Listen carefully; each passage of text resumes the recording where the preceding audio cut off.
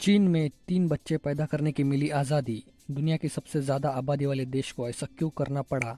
क्या है इसकी पूरी बात जानते हैं। चीन के कम्युनिस्ट सरकार ने चाइल्ड पॉलिसी में बड़ा बदलाव किया है। चीन ने अब 3 चाइल्ड पॉलिसी को मंजूरी दे दी है, यानी चीन के लोग अब 3 बच्चे पैदा कर सकते हैं। सरकार ने कहा कि वो 3 बच्चे पैदा करने वालों को विशेष आर्थिक प्रोत्साहन भी देगी। चीन में लंबे समय से चाइल्ड पॉलिसी में बदलाव की मांग उठ रही थी और उनकी सख्त वन चाइल्ड पॉलिसी की वजह से दुनिया भर में चीन की आलोचना भी होती रही।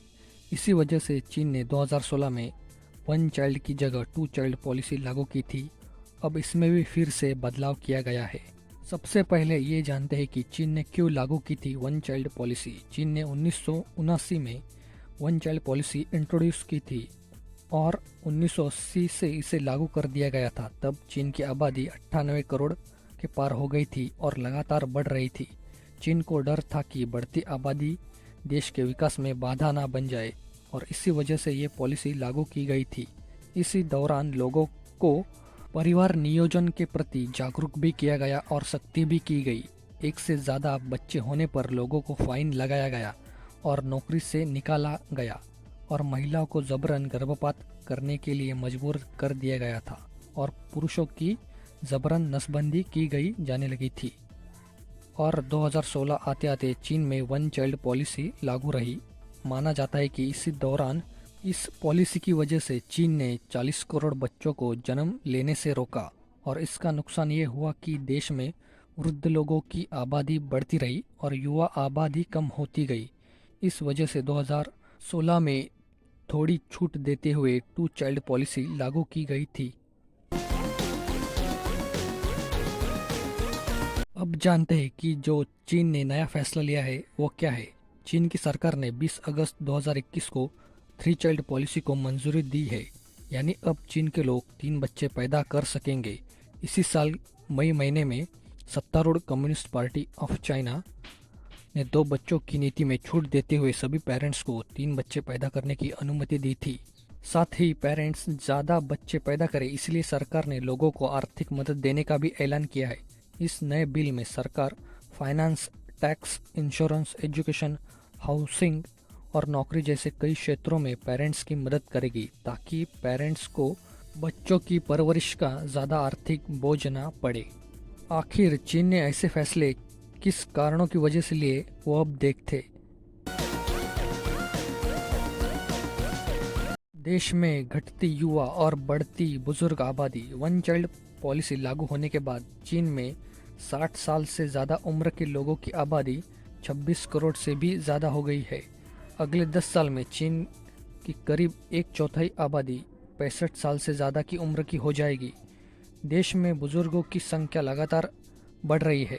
इससे चीन के पास काम करने वाली युवा आबादी कम होती जाएगी। इस संकट से निपटने के लिए चीन को रिटायरमेंट की उम्र को बढ़ाना पड़ा है ताकि काम करने वाले लोगों की कमी न हो। इसी तरह चीन में काम करने वाली युवा आबादी लगातार कम होती जा रही है। 2010 तक चीन में 15 से 59 साल तक की उम्र की आबादी 70% से ज़्यादा थी, जो 2020 में 63% रह गई है। दूसरा कारण है घटता जन्म दर। दुनिया के बड़े देशों में चीन का जन्म दर सबसे कम है और ये आंकड़ा लगातार कम हो रहा है। 2016 में चीन में 1.8 करोड़ बच्चे पैदा हुए थे, जो 2019 में ये आंकड़ा 1.4 करोड़ पर आ गया और वही 2020 आते आते ये आंकड़ा कम होकर 1.2 करोड़ पर आ गया है, जो 1960 के बाद सबसे कम है। 1960 में भयंकर सूखे की वजह से तब चीन में जन्म दर घट गया था। तीसरा कारण है घटती जनसंख्या। वर्ल्ड बैंक का मानना है कि 2030-40 तक चीन की जनसंख्या पीक पर होगी, लेकिन उसके बाद चीन की जनसंख्या में गिरावट देखने को मिलेगी। हालांकि एक्सपर्ट कहते हैं कि चीन में आने वाले एक दशक में ही जनसंख्या में गिरावट देखने को मिलेगी और 2100 आते आते चीन की आबादी करीब 100 करोड़ रह जाएगी, जो अभी 145 करोड़ है।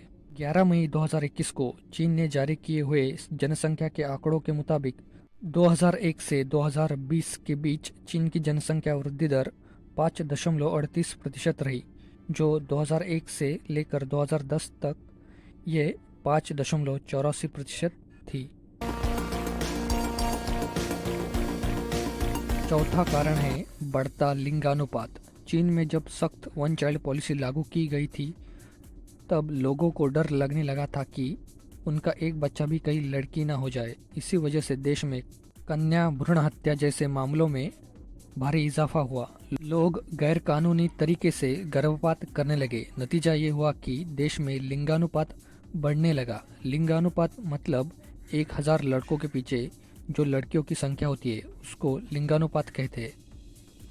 तो यही थे वो कारण जिसकी वजह से चीन को जनसंख्या की दिक्कतें आ रही थी।